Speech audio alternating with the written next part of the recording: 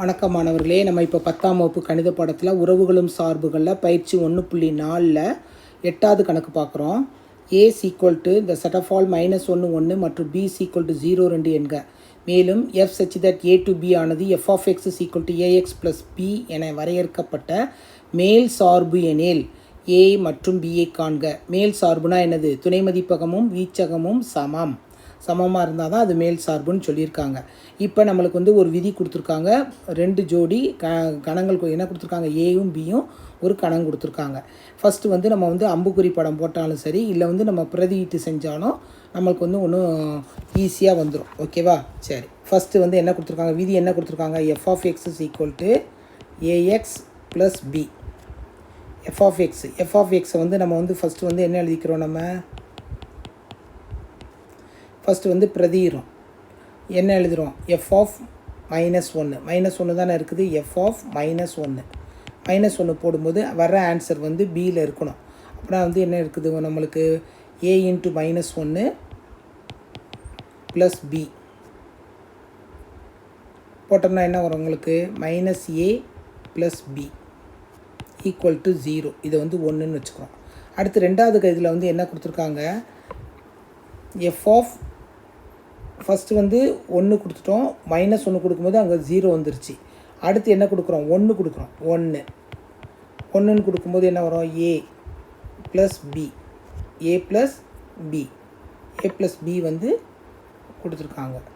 இதனுடைய ஆன்சர் வந்து என்ன கொடுத்துருக்காங்க? 2. புரியுதாம்மா? இந்த கணக்கு வந்து ஒன்றுமே கிடையாது. ஃபஸ்ட்டு வந்து நம்ம அம்புக்குறி படம் போட்டுக்கோங்க. இது வந்து 2. ஓகே, இது வந்து ஏல வந்து என்ன கொடுத்துருக்காங்க? -1 1. பியில் என்ன கொடுத்துருக்காங்க? 0 2. நம்ம வந்து இதை பிரதியிட்டோம்னா இந்த ஆன்சர் வந்து இங்கே வரணும். அவ்வளோதான். இது வந்து ஏன்னு எடுத்துக்கோ, இது வந்து பின்னு எடுத்துக்கிறோம். நம்ம வந்து ஃபஸ்ட்டு -1 போடுறேன், பிரதியிடுறேன், = 0 போட்டுக்கிறேன். அடுத்து வந்து 1 போடுறேன், பிரதியிடுறேன், = 2ன்னு போட்டுக்கிறேன். அவ்வளோதான். இப்போ வந்து இது ரெண்டையும் வந்து என்ன செய்யணும்? தீர்வு முறையில் கண்டுபிடிக்க. பிரதியீட்டு முறை எந்த இதுலனாலும் கண்டுபிடிக்கலாம். ஃபஸ்ட்டு இதில் வந்து என்ன இருக்குது? ஃபஸ்ட்டு சமன்பாடில் வந்து -a + b = 0. ரெண்டாவது சமன்பாடை வந்து a + b = 2.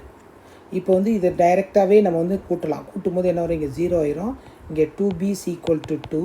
அப்போனா b = 1. b =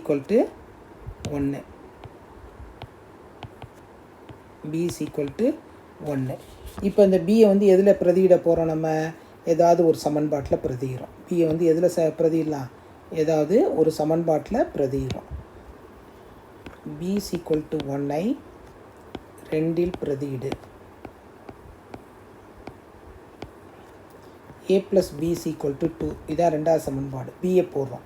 அப்படின்னா என்ன வரும்? a + 1 = 2. a = 1. a = 1 கிடச்சிருது. இப்போ வந்து நம்மளுக்கு என்ன கேட்டிருக்காங்க? a மற்றும் bஐ காண்க தானே கேட்டிருக்காங்க. அப்போனா வந்து என்னது? நம்மளுக்கு ஏவும் கிடச்சிருச்சு, பியும் கிடச்சிருச்சு. புரியுதா மாணவர்களே? அடுத்த கணக்கில் நம்ம சந்திப்போம்.